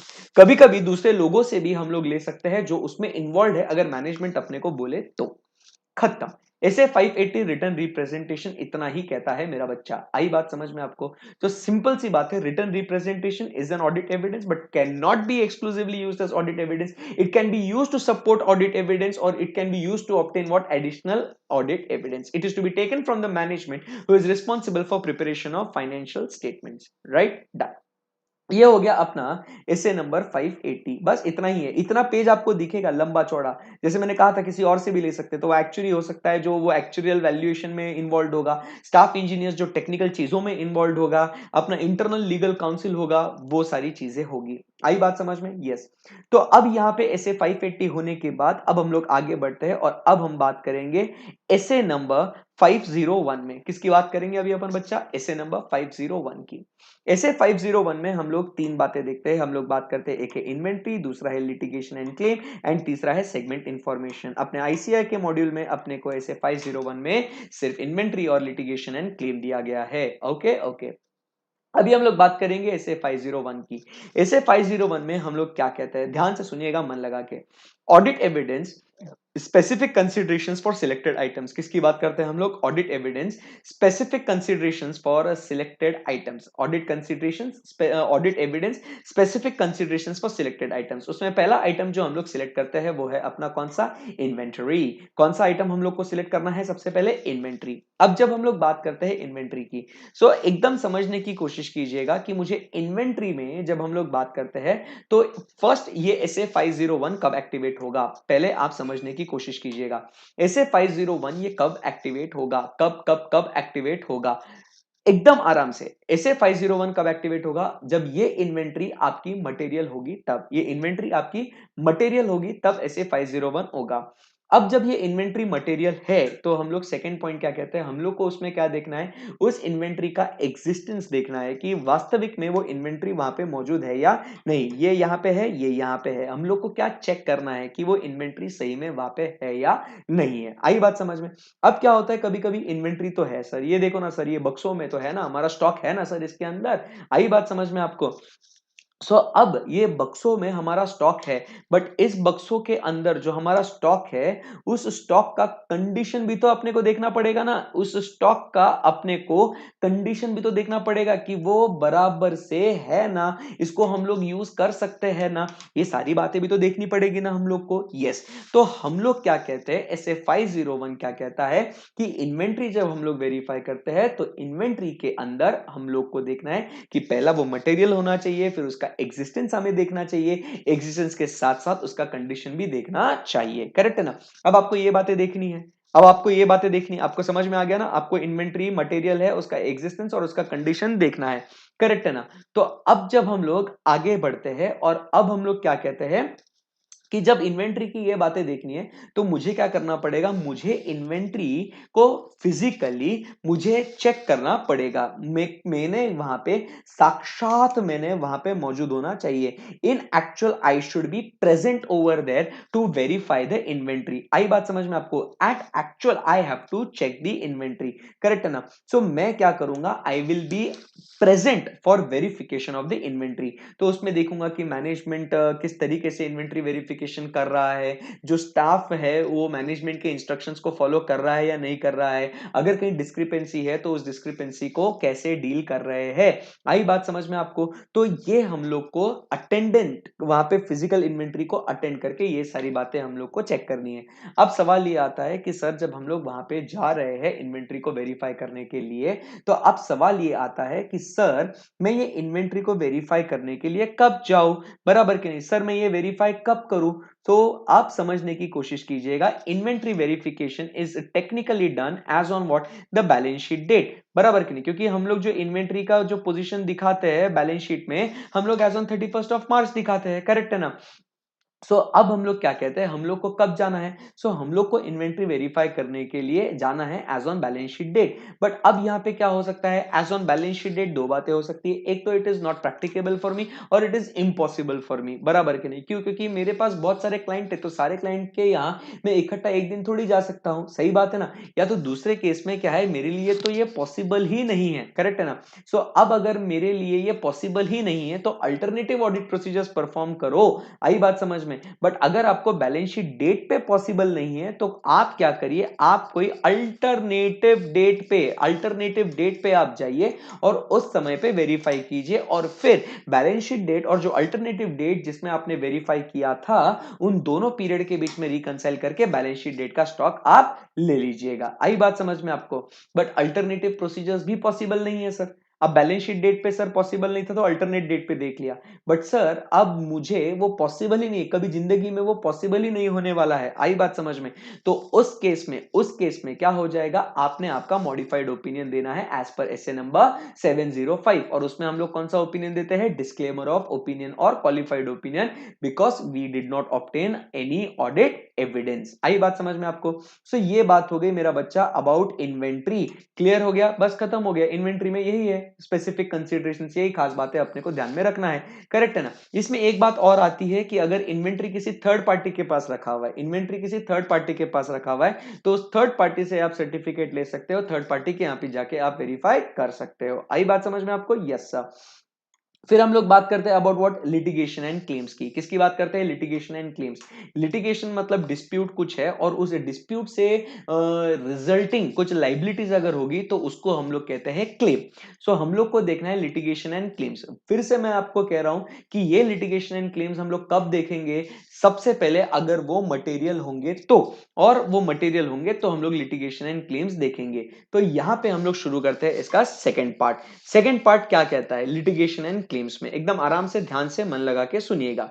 लिटिगेशन एंड क्लेम्स में हम लोग बात करते हैं कि अगर ऑडिटर को लगता है कि मटेरियल मिसस्टेटमेंट हो सकता है लिटिगेशन एंड क्लेम्स में, तो इसीलिए उसने क्या करना चाहिए, वो लिटिगेशन एंड क्लेम्स को उसने वेरीफाई करना चाहिए कि उसमें कुछ मटेरियल मिसस्टेटमेंट है या नहीं है। तो सबसे पहले वो मटेरियल मिसस्टेटमेंट है या नहीं है वो ढूंढने के बजाय सबसे पहले उसने चेक करना है कि भाई कोई लिटिगेशन एंड क्लेम है या नहीं है। तो वो कैसे चेक करेगा कि सही में लिटिगेशन एंड क्लेम है या नहीं है? तो वो क्या करेगा, सबसे पहले कि वो इन हाउस लीगल काउंसिल से पूछेगा कि भाई अपना कुछ लिटिगेशन एंड क्लेम्स है या नहीं है। वो एक्सटर्नल लीगल काउंसिल से पूछेगा, वो मैनेजमेंट से पूछेगा, वो मैनेजमेंट के मिनट बुक्स पढ़ेगा, या तो वो लीगल एक्सपेंस अकाउंट देखेगा। जब वो ये सारी बातें देखता है तो उसे पता चलता है कि litigation and claim involving the entity है या नहीं है। जब उसको पता चलता है कि लिटिगेशन एंड क्लेम यहां पे है, तो फिर वो आगे जाएगा और चेक करेगा कि उसमें मटेरियल मिसस्टेटमेंट है या नहीं है। तो यहां पे दो बातें होगी, एक तो लिटिगेशन एंड क्लेम मिलेगा या तो नहीं मिलेगा। नहीं मिला तो खत्म हो गया टॉपिक, बट अगर मिला तो वो लिटिगेशन एंड क्लेम में मटेरियल मिसस्टेटमेंट है या नहीं है। अगर मटेरियल मिसस्टेटमेंट नहीं है तो बात खत्म होगी, बट अगर मटेरियल मिसस्टेटमेंट है तो हम लोग क्या करेंगे, हम लोग मैनेजमेंट को बोलेंगे कि हमें एक्सटर्नल लीगल काउंसिल से मिलना है, हमें जानना है कि यहां पे इसका जो सीवियरिटी, बराबर की नहीं, उसका इंटेंसिटी कितना है, हमें ये एक्सटर्नल लीगल काउंसिल से हमें बात करनी है। बट कभी कभी क्या होता है, एक्सटर्नल लीगल काउंसिल से मिलना आपको अलाउड नहीं होगा, या वो क्लाइंट अटर्नी प्रिविलेज कॉन्फिडेंशियलिटी के वजह से एक्सटर्नल लीगल काउंसिल आपको वो इंफॉर्मेशन नहीं देगा। तो उसमें भी कोई दिक्कत नहीं है, आपने अल्टरनेटिव प्रोसीजर्स आपने परफॉर्म करनी है, और वो अल्टरनेटिव प्रोसीजर्स परफॉर्म करने को अगर आपको नहीं मिलता है तो फिर से एज पर एस 705 आपने क्या करना है, आपने मॉडिफाइड ओपिनियन देना है एज पर एसए नंबर 705। खत्म हो गई बात। तो ये बात हो गई अपनी लिटिगेशन एंड क्लेम्स की। ओके, सो यहां तक लिटिगेशन एंड क्लेम में आपको कुछ क्वेरी है क्या? तो फटाफट आपकी क्वेरीज टाइप करके मुझे बताइए, नहीं तो फिर मैं आगे बढ़ता हूं और फिर मैं बात करता हूं अबाउट एसए नंबर 505। बताइए आपके लिटिगेशन एंड क्लेम या इन्वेंटरी वेरिफिकेशन में कुछ क्वेरीज है क्या?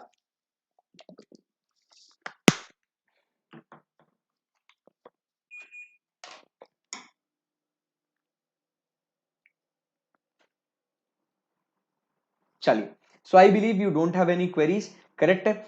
सो अब हम लोग यहां से आगे बढ़ते हैं। Next we talk about is SA number 505। SA number 505 एकदम ही सिंपल है।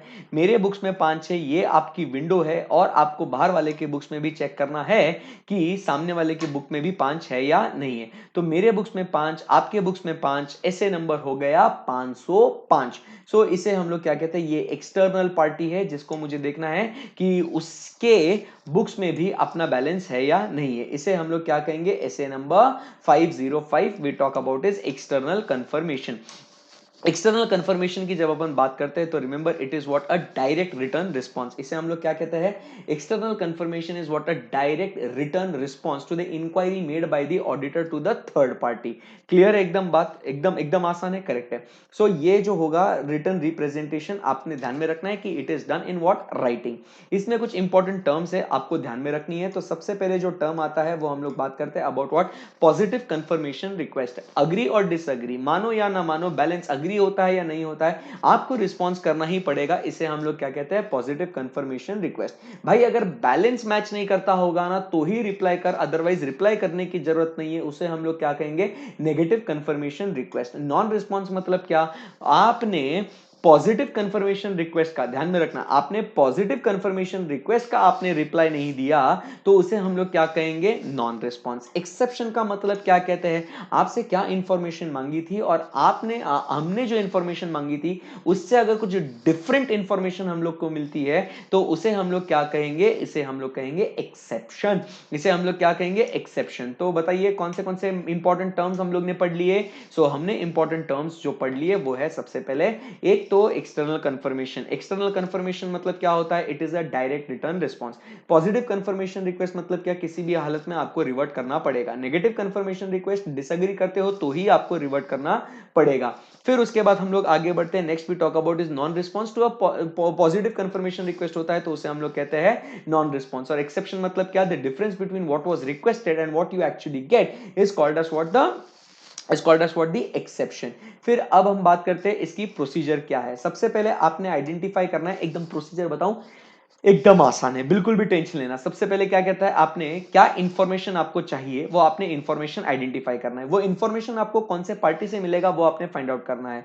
फिर वो इंफॉर्मेशन आपको मिल गई, वो पार्टी आपको मिल गई, फिर आप क्या करिए, वो कंफर्मेशन रिक्वेस्ट आप बना दीजिए। वो कंफर्मेशन रिक्वेस्ट आपका बनने के बाद आप उससे भेजिए और क्या कीजिए, फिर उस इंटेंडेड पार्टी से आप क्या कीजिए, आप उसे फॉलो अप कर लीजिए। सिंपल सी बात है, एकदम आराम से समझ में आ गया, राइट। ओके, सो बताइए what is the external confirmation procedure. सबसे पहले आपको क्या इंफॉर्मेशन कंफर्म करना है कि भाई आपको टर्म्स ऑफ अग्रीमेंट कंफर्म करने हैं आपको, या आपको अकाउंट बैलेंसेस कंफर्म करने हैं, या आपको लेजर्स के कंटेंट्स आपको कंफर्म करने हैं। आप पहले वो इंफॉर्मेशन डिसाइड कर लीजिए। इंफॉर्मेशन डिसाइड होने के बाद आपको वो इंफॉर्मेशन कौन कंफर्म करके देगा वो पार्टी डिसाइड कर लीजिए। पार्टी डिसाइड होने के बाद आपको कंफर्मेशन रिक्वेस्ट को डिजाइन कीजिए, डिजाइन करने के बाद भेजिए और फिर उसको फॉलो अप कीजिए। अब फिर वो स्टैंडर्ड के आगे के पैराग्राफ्स आप देखोगे तो उसमें आपको बस यही दिखा है कि आपको पहले इंफॉर्मेशन कैसे सिलेक्ट करना है, आपने वो कंफर्मेशन रिक्वेस्ट कैसे डिजाइन करना है, बराबर के नहीं, और फिर उसको आपने भेजना है, करेक्ट है ना। और अगर मैनेजमेंट रिफ्यूज करता है तो मैनेजमेंट से पहले रीजन लेना है कि क्यों मना कर रहे हैं, वो रीजन वो जेन्युइन है या नहीं है वो आपने आइडेंटिफाई करना है। और अगर आपको वो जेन्युइन लगता है तो आपने क्या करना है, अल्टरनेटिव ऑडिट प्रोसीजर्स आपने परफॉर्म करना है। दैट्स इट, ये आपका खत्म हो गया आपका एसे नंबर 505। करेक्ट है ना एकदम। उसके बाद हम लोग आगे बढ़ते हैं, next we talk about is point number 6, SA number 510। किसकी बात करते हैं हम लोग बच्चा? SA number 510। किसकी बात करते हैं हम लोग? SA number 510, initial audit engagement.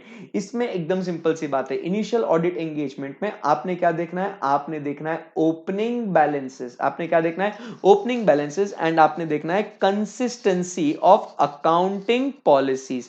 ये दो बातें आपने देखनी है। आई बात समझ में? और कुछ भी नहीं है। ऐसे नंबर 510 में, बराबर के नहीं, ऐसे नंबर 510 में आपको क्या बातें देखनी है?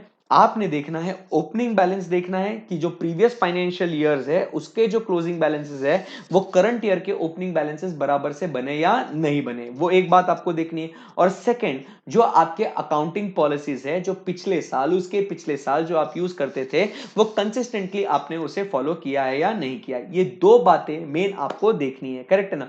क्योंकि अब तुम समझने की कोशिश करना, ओपनिंग बैलेंसेस क्यों देखना है मेरा बच्चा? अपने को ओपनिंग बैलेंसेस क्यों देखना है बताओ फटाफट। ओपनिंग बैलेंसेस इसके लिए देखना है क्योंकि अगर सर मेरा ट्रांजैक्शंस ड्यूरिंग द पीरियड और अगर मेरे क्लोजिंग बैलेंसेस सब अगर सही है, मेरे ये सब अगर सही है, करेक्ट है ना, बट अगर मेरा ओपनिंग ही गलत है तो क्या मेरा क्लोजिंग भी गलत हो जाएगा क्या? ट्रांजैक्शंस ड्यूरिंग द ईयर मेरा क्लोजिंग सब बराबर आ जाएगा, बट अगर ओपनिंग ही गड़बड़ है तो मेरा क्लोजिंग भी ऑब्वियसली गलत आ जाएगा ना। सो इसीलिए मुझे ओपनिंग बैलेंसेस देखना बहुत जरूरी है। एंड दूसरा, कंसिस्टेंसी ऑफ अकाउंटिंग पॉलिसीज, वो तो होना ही चाहिए, उसके वजह से फाइनेंशियल स्टेटमेंट्स आपके कंपेरेबल नहीं बनेंगे अगर कंसिस्टेंसी नहीं होगी तो। करेक्ट है ना? तो अपने को क्या देखना है कि कहीं इनमें मटेरियल मिसस्टेटमेंट है या नहीं है, वो बातें अपने को आइडेंटिफाई करनी है। करेक्ट है ना? इसके लिए आप प्रीवियस ईयर के फाइनेंशियल स्टेटमेंट्स देखिएगा। करेक्ट है ना? आपके पिछले वर्किंग पेपर्स देख लीजिएगा, मैनेजमेंट से रिटर्न रिप्रेजेंटेशन लीजिएगा। करेक्ट है ना? आप आपके ऑडिट प्रोसीजर्स परफॉर्म करिएगा एंड इस बेसिस पे आपको पता चलेगा कि whether there is a material misstatement in opening balances और नॉट। बात क्लियर है एकदम? सही जा रहे हैं अपन एकदम? Yes.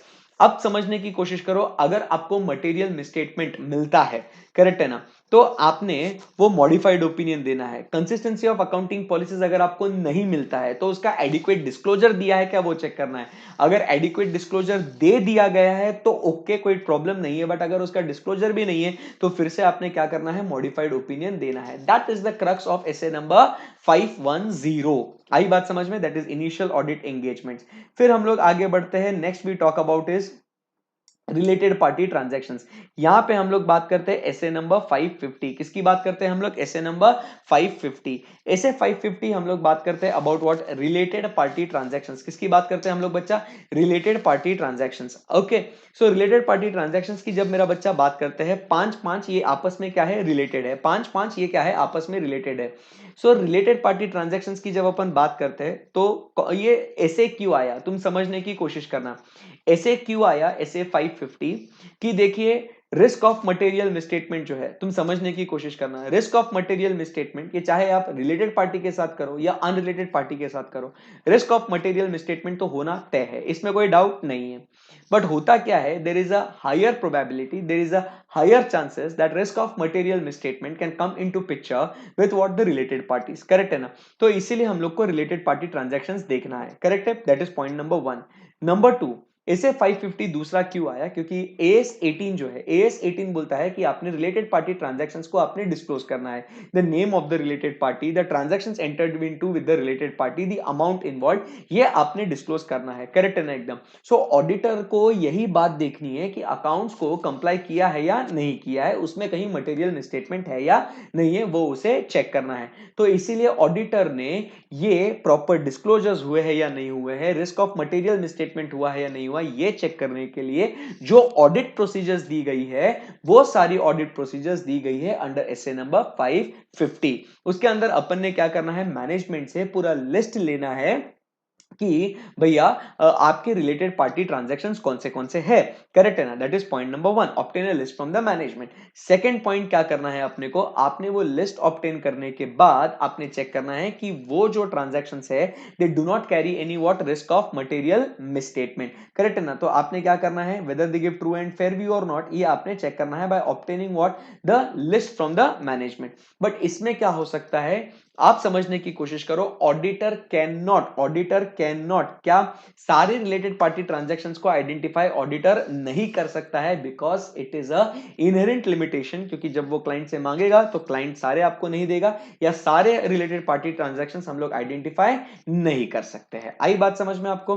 So this is what we talk about SA number 550, और कुछ भी नहीं है इसके अंदर। आई बात समझ में? वो डिस्क्लोजर्स प्रॉपर होने चाहिए, इसके लिए वो बातें अपन ने चेक करनी है। That is SA number 550। Concept of true and fair आप पढ़ लेना। फिर हम लोग बात करते हैं SA number 560, that is we talk about is the subsequent event. Subsequent event again, जैसे एएस 18 के वजह से एसए 550 आया, यहां पे एएस 4 के वजह से ये एक एसए आता है। Because of AS 4 events occurring after balance sheet date and before audit report, आज समझने की कोशिश करिएगा, ऐसे 560 आता है। तो if you are well versed with accounting standard 4, आपको ऐसे 560 पढ़ने में कोई दिक्कत नहीं आएगी। अब क्या होता है कि 31 मार्च बराबर के नहीं के बाद क्या होता है, कुछ इवेंट्स होते हैं, we call it as the adjusting और नॉन एडजस्टिंग इवेंट्स, करेक्ट है ना? अगर वो एडजस्टिंग इवेंट होगा, जो इवेंट 31 ऑफ मार्च के बाद हुआ है, बराबर के नहीं, but the conditions were present as on 31 of March, तो हम लोग को क्या करना पड़ता है, उसका इंपैक्ट हम लोग को करंट फाइनेंशियल ईयर में हम लोग को उसको डिस्क्लोज करना पड़ता है। सो यहां पे वही हम लोग को देखना है कि जो भी इवेंट बैलेंस शीट डेट के बाद हुआ है बट ऑडिट रिपोर्ट इशू करने के पहले अगर हुआ है, तो ऑडिटर ने उन सारे इवेंट्स को ध्यान में रखते हुए क्या करना है, उन सारे इवेंट्स को ध्यान में रखते हुए उसका फाइनेंशियल स्टेटमेंट्स में कॉग्निजेंस, उसको फाइनेंशियल स्टेटमेंट्स में कंसीडर किया है या नहीं किया है, ये अपने को देखना है, करेक्ट है ना?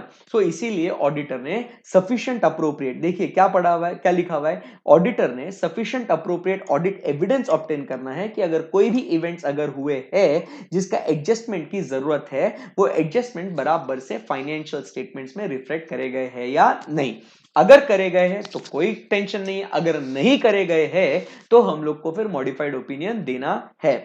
तो ये बात हो गई अपनी, ये अपना फाइनेंशियल पीरियड खत्म होने के बाद, मतलब रिपोर्टिंग पीरियड के अंदर। अब क्या होता है, ऑडिट रिपोर्ट देने के बाद, अब ये ध्यान से सुनना, दो इवेंट्स होते हैं इसके अंदर, एक बैलेंस शीट डेट से लेके ऑडिट रिपोर्ट के दिन तक, एक ऑडिट रिपोर्ट के बाद कुछ इवेंट अगर हुआ है तो, और वो अगर एडजस्टिंग होगा तो हमने फिर मैनेजमेंट को जाके पूछना है कि मैनेजमेंट, हमें कुछ ऐसा इवेंट के बारे में जानकारी मिली है जो आपके फाइनेंशियल स्टेटमेंट्स को अफेक्ट कर सकते हैं। तो मैनेजमेंट से पूछेंगे कि क्या आप इसके वजह से फाइनेंशियल स्टेटमेंट्स अमेंड करने वाले हो क्या?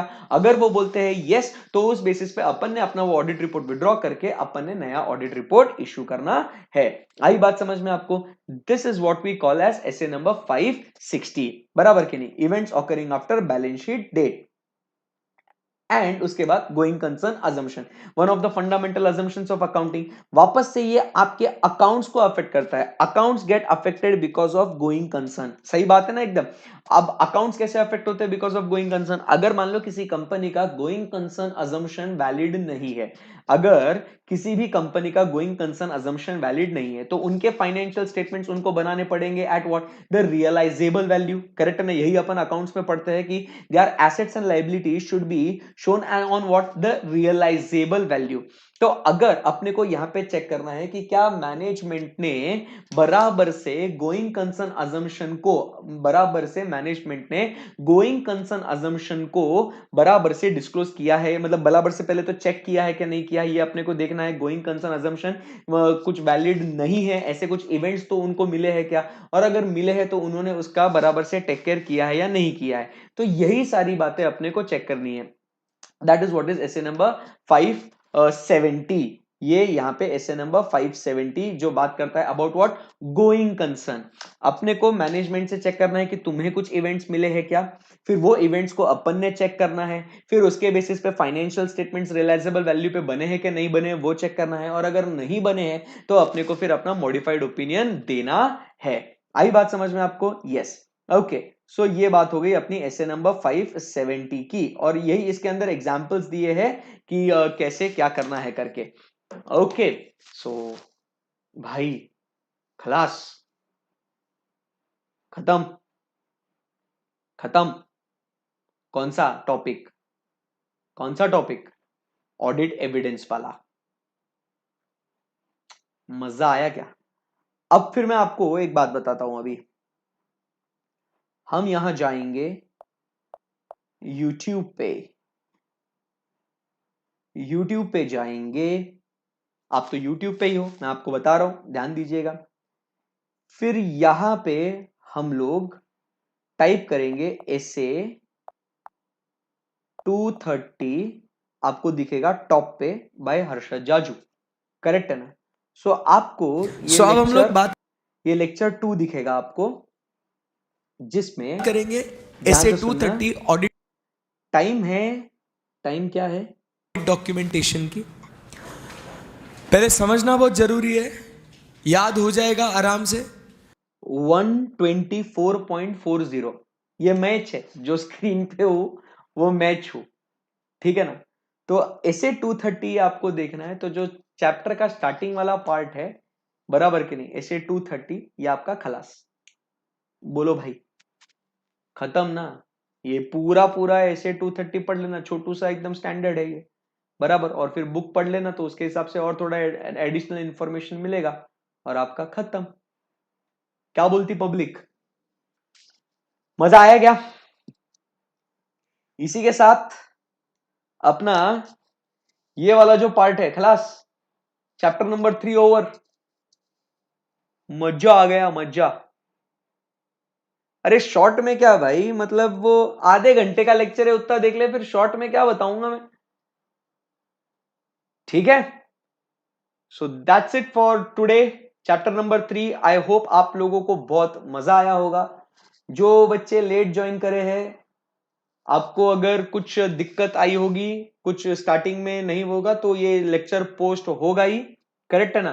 तो ये लेक्चर पोस्ट होगा ही, तो आप समझने की कोशिश कीजिएगा। तो स्टार्टिंग का पूरा पूरा आप देख लेना, कोई टेंशन नहीं है, करेक्ट है एकदम। फिर से कहूंगा, प्लीज आप आपके दोस्तों के साथ ये लेक्चर जरूर शेयर करना। उसके बाद आपको क्या बोलते हैं, कुछ अगर आपको मेरे साथ शेयर करना है, कुछ मेरे को बोलना है या क्या है, तो आप मुझे इंस्टाग्राम पे फॉलो कर सकते हो। ऑलरेडी करते होंगे तो बेस्ट है, अगर नहीं करते होंगे तो you can follow me on Instagram at CA Harshad. तो इसमें मैं कब लाइव आऊंगा, कौन से टॉपिक्स डिस्कस करूंगा, क्या होता है, तो ये सारी इंफॉर्मेशन मैं शेयर करते रहता हूँ उस पर।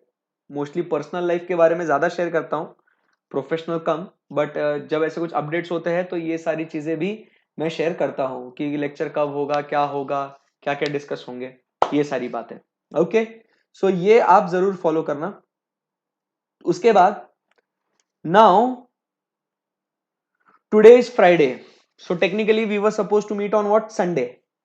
बट संडे छुट्टी, मैं एक दिन ब्रेक लेगा, मैं संडे को छुट्टी लेगा। तो अब मैं सीधा मिलूंगा आप लोगों से कब, मैं आपको मिलूंगा 1 जून को, 1 जून को मिलूंगा, और मैं शुरू करूंगा चैप्टर 4।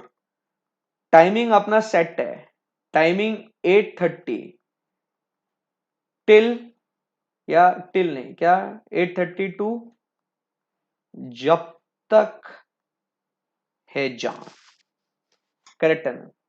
सो टाइम मेरा सेट है, 8:30 को मैं आऊंगा, आपको पढ़ाऊंगा।